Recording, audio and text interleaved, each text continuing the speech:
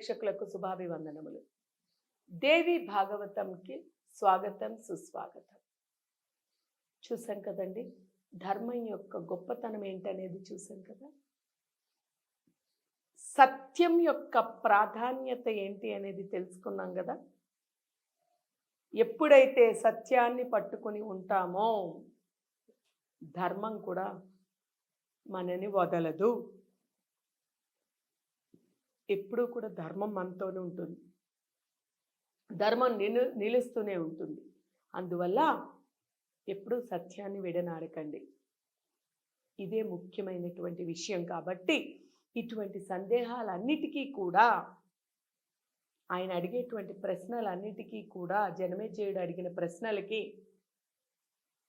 వ్యాసుల వారు ఈ రకంగా చెప్తున్నారు. నాయనా జనమేజయ, ఏమి చెప్పమంటావు?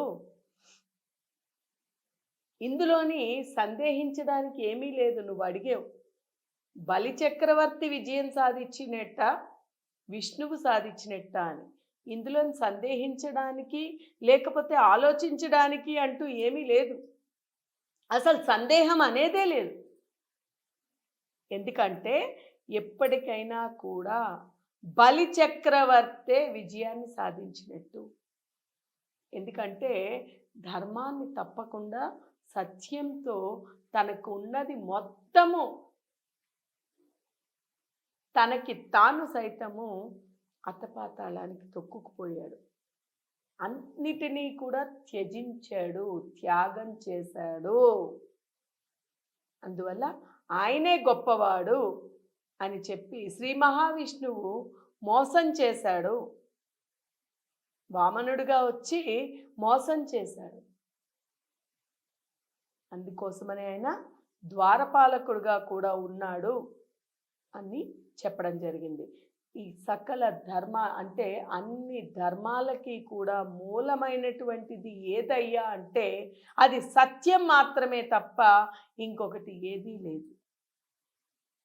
అయితే ఈ యొక్క దేహదారులందరూ కూడా, అంటే ఈ యొక్క దేహాన్ని, పాంచభౌతికముతో కూడుకున్నటువంటి పాంచభౌతిక దేహాన్ని మనం ధరించంగానే ఏమవుతుందంటే ఈ విషయాన్ని మర్చిపోయి మనం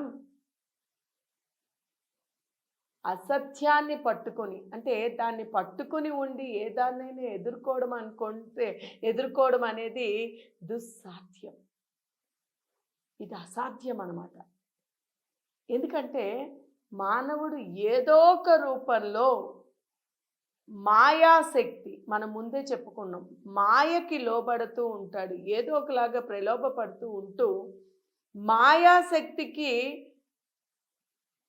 బలి అవుతూ ఉంటాడు, లోబడిపోతాడు అన్నమాట. అంతటి భయంకరమైనటువంటిది, బలోత్తరమైనటువంటిది ఈ యొక్క మాయాశక్తి. మాయని దాటితే ఇంకేమీ లేదు. కానీ ఆ మాయ అనేటువంటిది ప్రతి జీవిని కూడా కప్పిపెట్టి ఉంచుతూ ఉంటుంది. అదే వ్యాసుల వారు కూడా చెప్పారు, ఎవరైతే ఈ విశ్వం అంతా కూడా ఈ త్రిగుణాలలోని చిక్కుకొని ఉన్నటువంటిదే, త్రిగుణం లేనిదే జీవనం లేదు.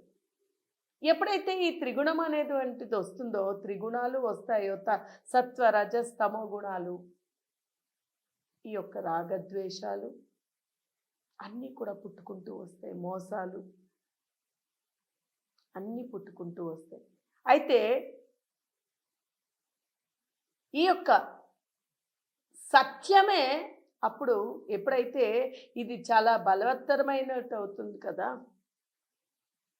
మనకి ఈ అశాశ్వతమైనటువంటిది ఇదే శాశ్వతమని ఎప్పుడైతే మనం భ్రమపడుతూ ఉంటామో, ఎప్పుడైతే ఈ యొక్క మాయాశక్తికి, ఈ త్రిగుణాలలో చిక్కుకొని ఈ త్రిగుణాలన్నీ కూడా రంగులు పులుముకుని ఉంటాయో, అప్పుడు మనకేమవుతుంది అంటే సత్యమే మనకి అసత్యంగా లేకపోతే మోసంగా కనబడుతూ ఉంటుంది. అందుకే చూడండి, ఈ రోజులలో సత్యం, ఈ రోజులని కాదు ఎప్పటి నుంచో కూడా సత్యం ఎప్పుడూ కూడా చాలా కష్టపడి దాటాల్సి వస్తుంది అన్నమాట. అందుకే ఆ సత్యం చెప్పేది, సత్యం అనేటువంటిది మోసంగా కనిపిస్తుంది. ఎందుకంటే దాంట్లోని ఎటువంటి మభ్యపెట్టడాలు ఏమీ ఉండవు కదా! సత్యం ఎప్పుడూ కూడా టీవీగా, నిఠారుగా నిల్చుని ఉంటుంది. ఘాటుగానే ఉంటుంది. సత్యవంతుడు ఎప్పుడూ కూడా, ధర్మశీలుడు ఎప్పుడూ కూడా ధైర్యంగా నిల్చుని, గట్టిగా నిలబడి ఛేదించడానికే, అసత్యాన్ని ఛేదించడానికే స్ట్రాంగ్‌గా నిలబడతాడు. అందువల్ల ఈ యొక్క సత్యం అనేటువంటిది చాలా కష్టంగా ఉంటుంది. మాయాశక్తికి అంత సత్యంగా మాట్లాడినప్పుడు ఇప్పుడు సత్యం నిలవాలి అంటే ఇప్పుడు మనకి పూర్వీకులు చెప్పారు, పెద్దలు చెప్పిన మాట ప్రకారము ఈ యొక్క సత్యము గుమ్మం దాటే లోపలే అసత్యము ఊరంతా తిరిగి వస్తుందంట. అసత్యము మాయపూరితంగా, మోసపూరితంగా ఉంటుంది కాబట్టి అందరికీ అది బాగా త్వరగా లోపలికి ఎక్కేస్తూ ఉంటుంది. తీయని మాటలు కాబట్టి. అందువల్ల ఇది త్వరగా వెళ్ళిపోతుంది. సత్యము మోసపోబడుతుంది. మరి దీనికి ఏమి చెయ్యాలి అనేది రాబోయే ఎపిసోడ్‌లో తెలుసుకుందాం. హరి ఓం తత్సత్.